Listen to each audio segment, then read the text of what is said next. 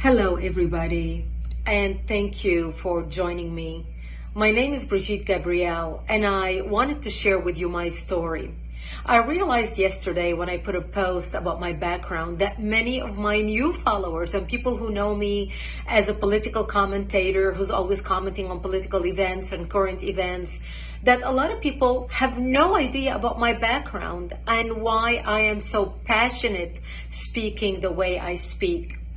But let me share with you my background, and you'll understand where this passion comes from, and why this week has been so difficult for me watching what's happening in the Middle East. You see, I was born and raised in Lebanon, which used to be the only majority Christian country in the Middle East. We were open-minded, we were fair, we were tolerant, we were multicultural. We prided ourselves on our multiculturalism. We had open borders. We welcomed everyone into our country because we wanted to share with them the westernization which we had created in the heart of the Middle East. Lebanon became Paris of the Middle East, banking capital of the Middle East.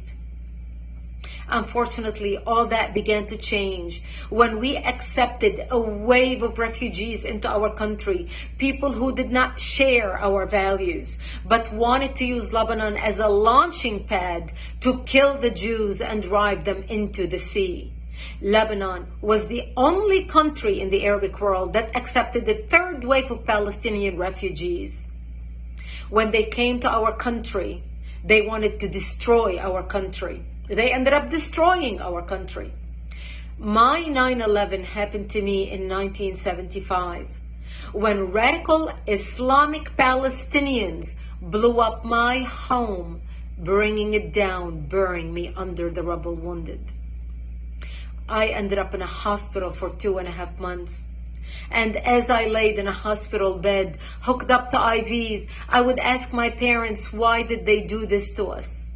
And my parents would tell me, because we are Christians, they consider us infidels and they want to kill us. So I learned since I was a 10-year-old little girl that I am wanted dead simply because I was born into the Christian faith and lived in a Christian town. We ended up leaving the hospital and coming back home, but my home was no longer the home I left. I ended up living in a bomb shelter underground in an 8x10 room without electricity, without water, and very little food. And that's where I lived for the next 7 years of my life, from the age of 10 till the age of 17, robbed of my youth. The Palestinian Islamists cut off all water supplies to our town, cut off electricity, cut off food.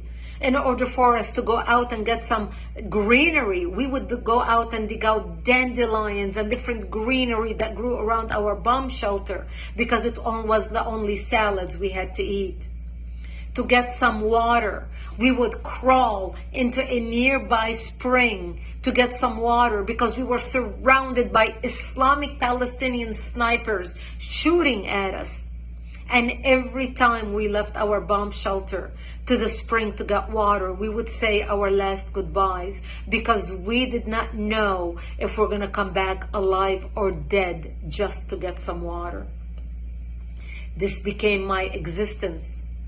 I remember a few years into the war, in the beginning we thought it's going to be a couple weeks, and then everybody's going to see the massacres that the Palestinians are doing to the Christians in Lebanon, how they put their heads together with the Muslims in Lebanon and declare jihad on the Christians, the massacres of children, the slaughter, even the crucifixion of Christian men on crosses. One of the famous city massacres was in the city of the Moor in Lebanon, where they massacred the whole town.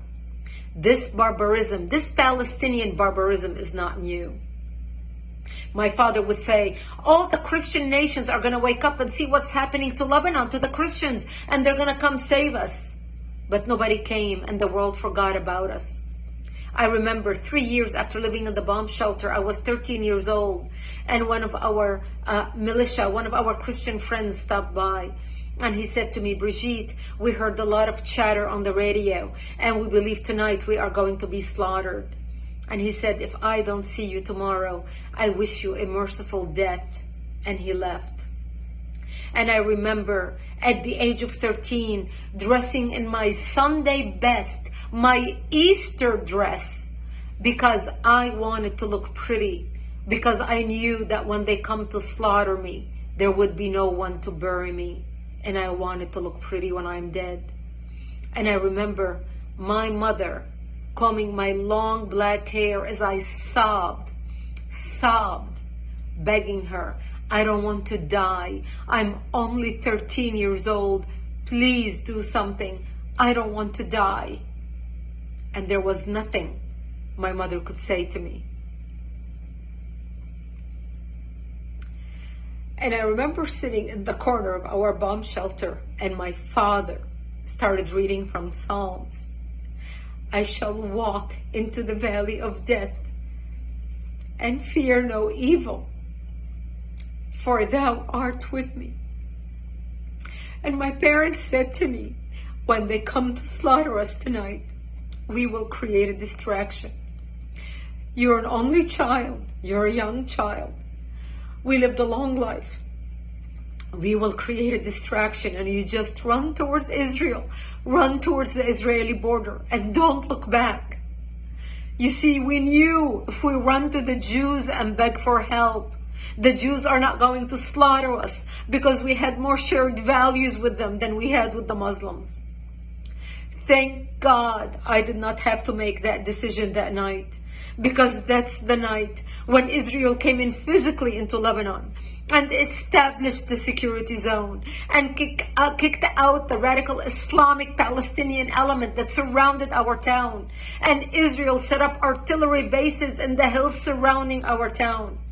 And that's how we survived for another 5 years, until 1982, when Israel invaded Lebanon, working with the Christians, trying to help the Christians take back their country, take back their democracy, and kick out the radical Islamic element that had taken control of the country at that time.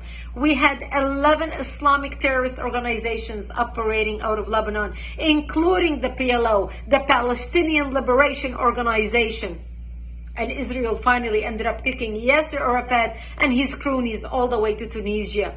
And that's how we came out of the bomb shelter and back to rebuilding our lives. I ended up moving to Israel in 1984 and becoming a news anchor for World News in the Middle East, covering world events, because I wanted to make it my life's mission to fight evil, to understand how can people hate so much to commit such atrocities. My life story is detailed in a book titled Because They Hate. A survivor of Islamic terrorism warns America. The book sold over 1 million copies. It came out in 2006. I encourage you to read it. I encourage you to order it so you can understand why I fight terrorism, why I speak with such passion and conviction. People who watch me debate people and fight people and care less about the labels people throw at me. They call me radical. They call me a hater. I don't hate anybody. I pray for the Middle East. Today I'm praying for the Jews, for the Palestinians, for the Lebanese, for the innocent people who are dying or who are going to die because of the work of Hamas, because of the work of Hezbollah, because of the work of Iran, because of the crazy radicals who want to kill, who want to create mayhem on the world. We must stand up against barbarism. Barbarism done in the name of any people, of any religion, is not acceptable. Barbarism is when you shoot babies in their cribs. Barbarism is when you decapitate babies. Barbarism is when you rape women and kill them. Barbarism is when you kidnap old grandmas and you kidnap children and you put them in cages with the sole purpose of torturing them and killing them. This is barbarism, unacceptable under any name, from any people, from any religion. That's why the good people need to stand up against terrorism, against Islamic terrorism. Because what starts in the Middle East doesn't end in the Middle East. What starts in Israel doesn't end in Israel. This is a war against between barbarism and civilization. This is a war between democracy and dictatorship. This is a war between goodness and evil. We either win or they win. We need to fight to win. We need to stand up with Israel to win. This is our fight and we must win it.